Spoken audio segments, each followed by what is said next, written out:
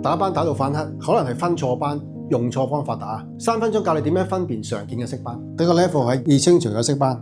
第一就係呢啲雀斑啦。雀斑特徵咧好細一粒粒咁樣嘅，而色斑個邊界好清晰嘅，係啲典型嘅淺層斑嚟嘅。第二種呢種就叫做曬斑。曬斑咧佢係比雀斑大粒啲嘅，可以係一塊塊嘅。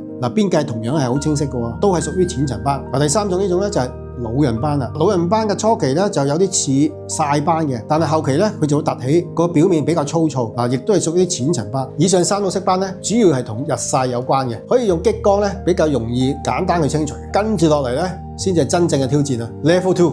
棘手嘅色斑，荷爾蒙斑咧有好多個名字嘅，肝斑啦、蝴蝶斑啦、妊娠斑啦、黃褐斑啦，通通都係指荷爾蒙斑嘅。佢個外形咧係一片片嘅喎，兩邊面係一對對，兩邊面對稱嘅喎。佢個位置通常喺邊度咧？就喺顴骨位嘅，有啲咧亦都好近髮鬢位嘅。而呢啲近髮鬢位咧，亦都係香港人好常見嘅荷爾蒙斑嚟嘅。有啲額頭一對對啦，有啲係嘴側啦，有啲下顎一對對啦。而家要踢爆一個行內最大嘅迷思啊！好多人以為荷爾蒙斑咧係深層斑嚟，但係我哋咁多年打斑嘅經驗，有海量嘅個案啊。臨床結論係咩咧？荷爾蒙斑絕大部分都係以淺層為主嘅。甚至有醫學文獻啊，亦都曾經質疑過，究竟有冇真正嘅純深層型荷爾蒙斑存在㗎？荷爾蒙斑咧成因好複雜，長期曬太陽啦、荷爾蒙改變啦、壓力啦、捱夜啦，全部都係有關嘅。荷爾蒙斑最危險嘅地方係咩咧？佢有一個咧樣貌極度相似嘅孖生兄弟啊，叫做顴痣。佢哋好多時咧都一齊出現喺啲顴骨個位置嘅喎，好容易認錯